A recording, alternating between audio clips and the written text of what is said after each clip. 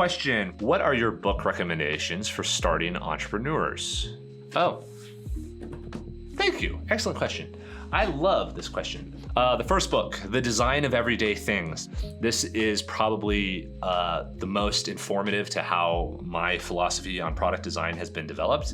And he goes through kind of what is intuitive design and how do things in your everyday life make you happy, make you sad, and how you engage with them makes them more useful. He has a follow-on that goes really deep into that emotional stuff, but I think it's called Emotional Design. But that book is fantastic.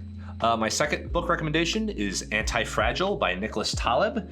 You may know him from The Black Swan. The Black Swan is useful in general for life philosophy. Antifragile is really good for company philosophy. And it informs kind of my strategy about like, okay, well, how do you build a company that sustains and remains? Well, you make one that is robust, that just can't break, to where chaos makes the company stronger. And Taleb talks about this. The premise is that, okay, if you're fragile, anything can rattle you or break you, right? If you're anti-fragile, anything that goes wrong kind of makes you better.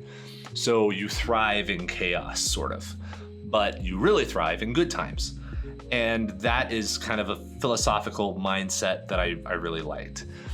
Shoe Dog by Phil Knight.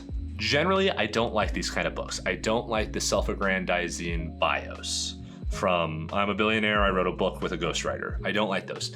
But Shoe Dog is good because I'm pretty sure that Phil Knight wrote it himself because it has the correct voice for that and the correct wording for it to where it seems really sincere.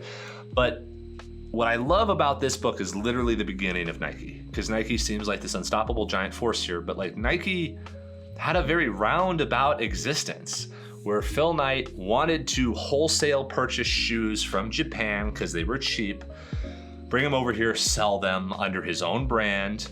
He got screwed halfway through. They started making their own shoe. They flubbed around with that for 10 or 15 years. Like the ramp up of Nike was really long and slow. And all kinds of congealing of multiple factors made it work. But then how they refined and then got closer to branding and realized what the main theme was, and eventually breaking through into like having Michael Jordan and all the rest of it be brand ambassadors.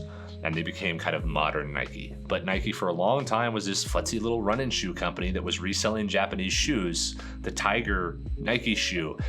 But I love the story because there's a sincerity in it, and it's not, by golly, I created the brilliant thing and it was so great. It's very honest in that he wandered around in the desert for a while until he found the thing and then they pushed on it.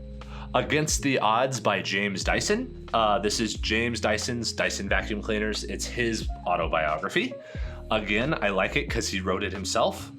It has his voice, and a ghostwriter can replicate it a little bit, but generally there's ways of speaking that like the person would just use. But I like James Dyson's book because, again, his philosophy on product design is something that I really appreciate. His iteration about how he goes about stuff. He's like, he will very proudly and in every interview say it was 5,183 prototypes to build my first vacuum. And you're like, yeah. I'm not sure how much I believe that, because it's kind of a bad engineer to have to go through that many tries, but I'm sure he went through that many iterations and tweaks to it. But I appreciate that story. And again, the slow takeoff. Like Dyson created his vacuum cleaner and then they sold a couple hundred a year or something for 5 years. And then they started to break loose and then they sold it over in Japan. And then they figured out how to finally market it in the UK where they are based. And then they started to kind of become this global phenomenon. And it's just this grind of getting it out the door. The Hard Thing About Hard Things by Ben Horowitz. Ben Horowitz, Andreessen Horowitz, venture investment company. Ben has written a number of books, all of them are good, around entrepreneurship in this format. And The Hard Things, the other one he wrote is What You Do Is Who You Are, and I feel like he has a third. What is it? Can't remember right now. But The Hard Thing About Hard Things is a little bit not necessarily his biography, but his story of like starting companies. And they started up, he talks heavily about LoudCloud, which was a company that peaked in the .com era, almost went out of business, and Ben, as the CEO, basically recovered it, turned it into a $10 billion exit or something like that. They did okay, even though they went from golden child to nothing to back to a useful company. And we're kind of the first ones to do cloud computing. But what he talks about in this one, again, the reality of the misery of creating a company. And like how many times a day you're just going to be punched in the face and all the terrible things going wrong. And it's like, this is what it is. And you keep on going.